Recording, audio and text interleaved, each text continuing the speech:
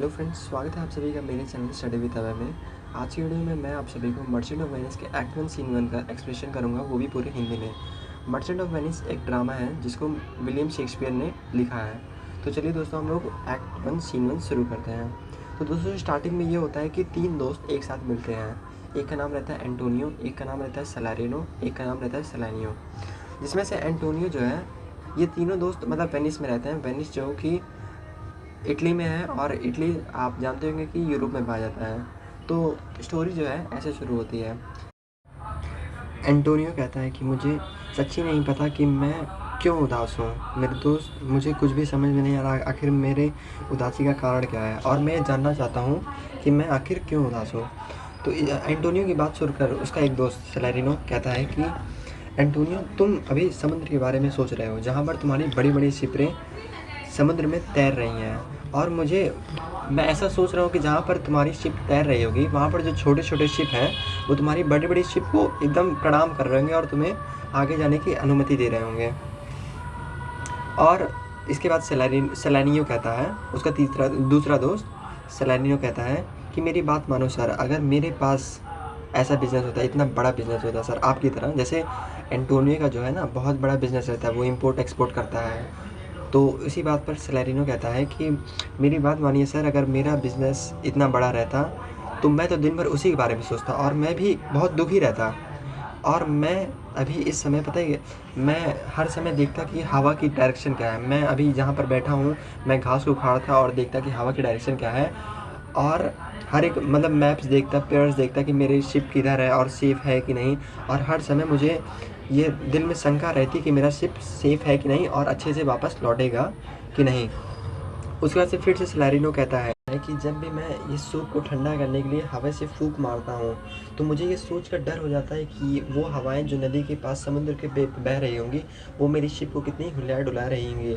और उसके बाद से सलारिनो कह रहा है कि जब भी मैं सैंड आर ग्लास रन को देख रहा हूँ, तो आप sand hour glass run screen पे देख सकते हैं। तो सलारिनो वही कह रहा है कि जब भी मैं सैंड आर ग्लास रन को देखता हूँ तो मुझे ऐसा डर सा हो जाता है कि मेरी शिप इसमें कहीं डूब ना जाए और सैंड में, और उसके जो सारे सामान हैं वो पूरे समुद्र में बह ना जाए और मेरा सारा पैसा बर्बाद ना हो जाए।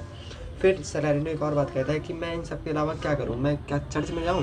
चर्च में जाके मैं तो चर्च में और नहीं जाना चाहता, क्योंकि चर्च में बड़े बड़े पत्थरें होती हैं और वो पत्थरों को जब मैं देखता हूं तो मुझे याद आता है कि मेरा शिप इसमें टूट के गिर ना जाए।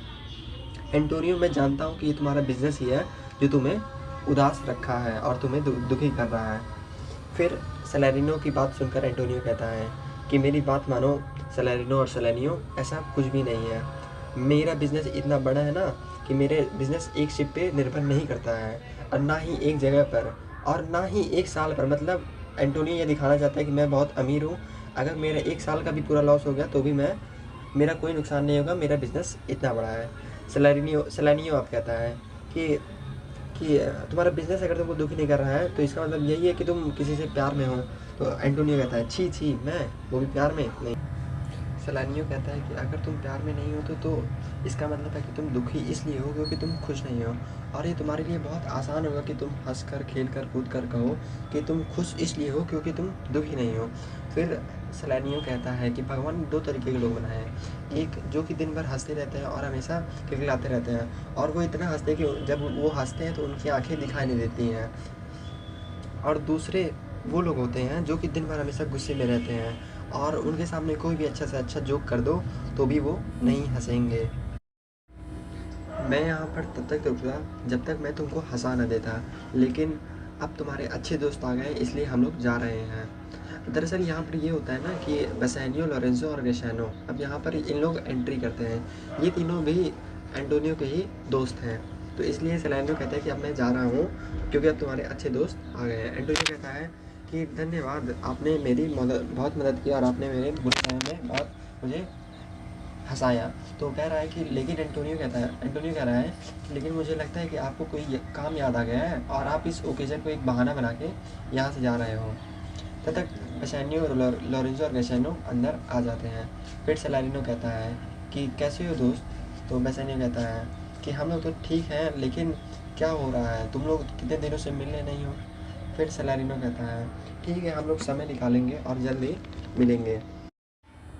फिर सलारिनो और सलानियो चले जाते हैं। अब यहाँ पर 4 लोग बचते हैं, एंटोनियो, लोरेंज़ो, ग्रेशियानो, बेसानियो।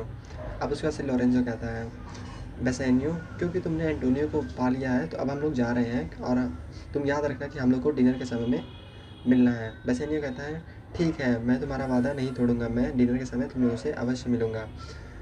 फिर ग्रेशियानो कहता है कि एंटोनियो तुम अभी ठीक ठाक नहीं लग रहे हो, मुझे तो लग रहा है कि तुम दुनिया के बारे में कुछ ज़्यादा ही सोचने लगे हो, इसलिए मुझे लग रहा है कि तुम बहुत ही ज़्यादा बदल गए हो क्योंकि तुम्हारे शक्ल में बहुत सी चिंता नज़र आ रही है। फिर एंटोनियो कहता है कि मैं इस दुनिया को पूरी एक स्टेज की तरह मानता हूँ और जहाँ पर सबका एक ना एक काम है और मेरा जो काम है कि मेरा दुखी का काम है, मतलब मैं सैड रहूँगा हमेशा। दरअसल ना स्टोरी में जो ग्रेशियानो है बहुत हंसा के मतलब मजाकिया मूड का है और ये पूरे ड्रामा में लोगों को एंटरटेन करता है। तो फिर ग्रेशियानो करता है, तो ठीक है, अगर तुम दुखी का रोल निभा रहे हो तो मैं भी इस दुनिया में खुशी का रोल निभा रहा हूँ। मैं उन लोगों में से हूँ जो कि हमेशा खुश रहता हूँ। भले मैं इतना दारू पीऊँगा, मुझे पता है कि दारू पीने से लीवर ख़राब हो जाता है, लेकिन मैं चाहता हूँ कि मेरा लीवर भले ख़राब हो जाए लेकिन मैं दारू पीकर मौज मस्ती करूँगा और हमेशा खुश रहूँगा। फिर ग्रेशियानो कहता है कि कुछ लोग तो ऐसे होते हैं जो कि मतलब जवानी के समय में जिनको उस समय बहुत खुश होना चाहिए, काम करना चाहिए, उस समय लोग बूढ़े की तरह बैठे रहते हैं और कोई काम नहीं करते हैं। वो दिन भर सोते रहते हैं, बल्कि उनको दिन भर बहुत काम करना चाहिए और ना काम करने से उनको जॉन्डिस हो जाता है। आप जानते हो कि जॉन्डिस जब होता है तो खून की कमी हो जाती है शरीर में और शक्ल पीला पड़ने लगा है। तो यहाँ क्रिस्टियानो यही कहना चाह रहा है कि जो लोग दुखी रहते हैं दिन भर उनको कोई पसंद नहीं करता है। तो क्रिस्टियानो मतलब एक तरफ से एंटोनियो की टांग खींच रहा है कि तुम सैड मत रहो क्योंकि तुम्हारा शक्ल बिल्कुल भी पसंद नहीं आ रहा लोगों को। फिर क्रिस्टियानो कहता है कि एंटोनियो ये मेरा प्यार ही है कि जो मुझे बोलने पर मजबूर कर रहा है। यहाँ पर कई लोग हैं जो रुके हुए पानी की तरह हैं। मतलब अब यहाँ पर क्रिस्टियानो थोड़ा कंपेरिजन कर रहा है, मतलब पानी जो रुका हुआ रहता है, आप जैसे जानेंगे कि नदी में जो पानी है वो हमेशा चलता रहता है तो उसमें कोई वो साफ़ पानी रहता है, लेकिन जो रुके हुए पानी रहते हैं उस पर एक फिल्म जम जाती है हरे कलर की, आप जानते हो जिसे हिंदी में काही कहते हैं, तो वही जम जाता है। तो एंटोनियो ग्रेशियानो वही कह रहा है कि कुछ लोग उस काहे की तरह होते हैं जो कि एकदम शांत होते हैं और लोगों को दिखाते हैं कि वो कितने बड़े बुद्धिमान हैं। मुझे लग रहा है कि एंटोनियो तुम भी तो यही नहीं ना कर रहे हो कि तुम एकदम सीरियस हो और हम लोगों को दिखा रहे हो कि तुम बहुत बुद्धिमान हो। लेकिन एंटोनियो बात मानो, जो लोग एकदम शांत बैठे रहते हैं और नहीं बोलते समाज में, वो इसलिए नहीं बोलते क्योंकि अगर वो बोलेंगे तो लोग अपने कान को कोसेंगे, क्योंकि उनके पास दिमाग तो होता नहीं है और जब वो बोलते हैं तो सब लोग उसको कोसने लगते हैं क्योंकि उनकी बात में कोई दम नहीं होता है। फिर क्रिस्टियानो कहता है कि चलो अब हम लोग चल रहे हैं, मैं इस बारे में और बात करता लेकिन अब हम लोग जा रहे हैं क्योंकि हम लोगों को लेट हो रहा है, लेकिन मैं इस बारे में बात कंटिन्यू कर खाना खाने के बाद रात को मैं इस बारे में बात कंटिन्यू करूँगा। फिर लॉरेंजो कहता है, चलो ठीक है, अब हम लोग डिनर के समय मिलेंगे। मैं उन सब डम लोगों में से हूँ, मतलब मैं उन सब जो कि चुप रहते हैं, मैं उन सभी लोगों में से हूँ क्योंकि मुझे क्रिस्टियानो कभी बोलने नहीं देता है। अब फिर क्रिस्टियानो कहता है, और बेटे मतलब तुम मेरे साथ 2 साल और रहो, दोबारा कभी अपना आवाज़ नहीं पहचान पाओगे कि तुम्हारी आवाज़ कैसी है। फिर एंटोनियो कहता है, ठीक है बाय, अब हम लोग बाद में बात करेंगे। फिर क्रिस्टियानो कहता है कि ठीक है, चलो अब हम लोग चलते हैं, लेकिन एंटोनियो याद रखना मैंने इतना बोला तो प्लीज़ तुम बोलना शुरू कर देता। फिर यहाँ पर क्रिस्टियानो और लोरेंजो चले जाते हैं। अब एंटोनियो मतलब बात करने लगता है बेसानियो के साथ। अब यहाँ पर एंटोनियो और बेसानियो बसते हैं और ये दोनों आपस में बातचीत करते हैं। अब एंटोनियो कहता है, क्या कुछ बेसानियो कुछ हुआ?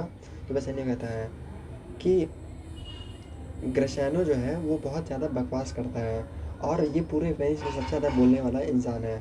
लेकिन एक बात बताऊँ एंटोनियो, इसकी बात का कोई महत्व नहीं होता, ये एकदम नॉनसेंस वाली बात करता है जिसका कोई काम ना हो। फिर एंटोनियो कहता है, चलो वो सब छोड़ो, मुझे ये बताओ, तुमने बोला था कि तुमने कसम उस दिन खाई थी कि तुम आज मुझे बताओगे उस लड़की के बारे में जहाँ तुम जाने वाले थे।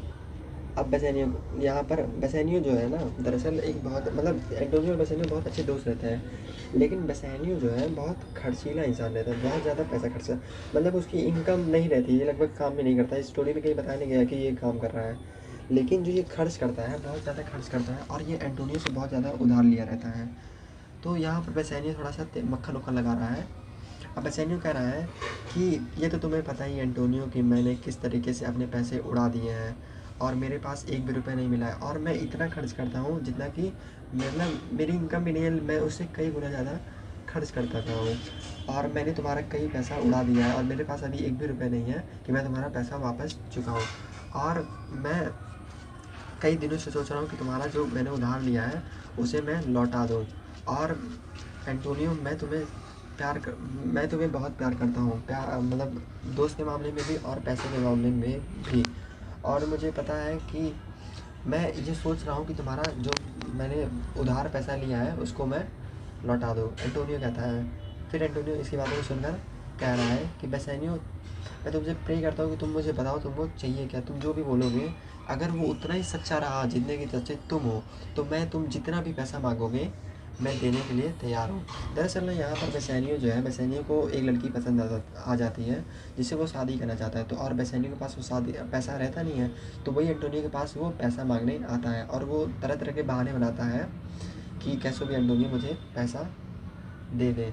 फिर बेसानियो थोड़ा सा एग्जाम्पल देता है कि वो कैसे पैसा लौटाएगा। बेसानियो कहता है कि बचपन में मैं जब हम लोग छोटे रहते थे, अब हम लोग जब तीर उर चलाते थे, मतलब छोटे में जैसे बाहर तीर खेलते थे बच्चों, तो वही कह रहा है, बेसानियो कह रहा है कि जब हम लोग बच्चों में बाहर तीर खेलते थे, तो जब मेरा एक तीर गायब हो जाता था तो मैं ये करता था, मैं एक और तीर लेता था और मैं उसी सेम एनर्जी से और उसी डायरेक्शन में फेंकता था।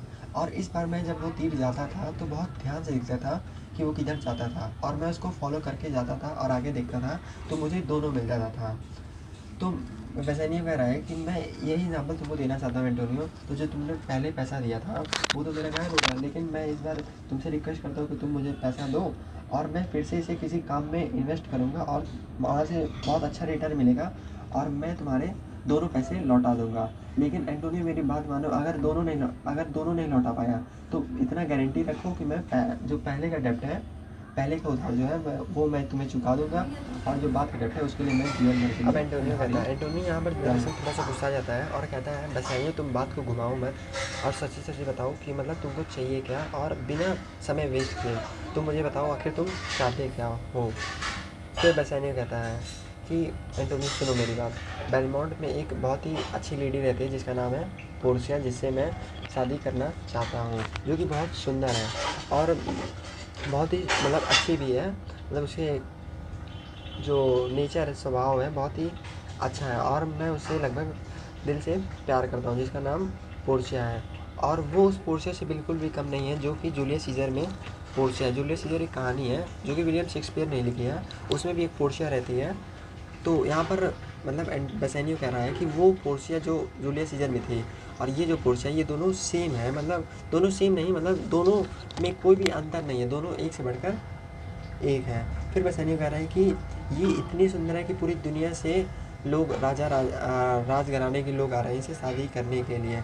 ऐसी जगह से आ रहे हैं जहाँ पर मतलब आना इम्पॉसिबल, मतलब अफ्रीकन डेजर्ट, मतलब बहुत दूर दूर से आ रहे हैं इस पोर्शिया से शादी करने के लिए। और मैं भी ये चाहता हूँ, मैं भी बस मतलब पोर्शिया से शादी करना चाहता हूँ, लेकिन मेरे पास एंटोनियो तुम जानते हो मेरे पास पैसे ही नहीं है, इसलिए मैं उसे शादी करने के लिए जा नहीं सकता।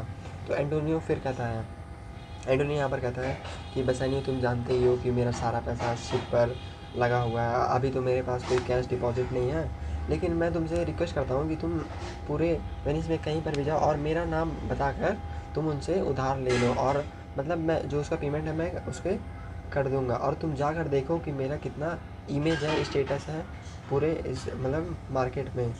तो ठीक है, अगर पैसा नहीं मिला तो तुम मुझे इन्फॉर्म करना, अगर तुम्हें कहीं से पैसा मिल गया तो मुझे इन्फॉर्म करना, मैं वहाँ पर उसको बता दूँगा कि मुझे पैसे की ज़रूरत है और मैं दे दूँगा। तो चलिए दोस्तों, अगर वीडियो पसंद आया हो तो वीडियो को लाइक कर दो, चैनल को सब्सक्राइब कर दो। थैंक यू दोस्तों।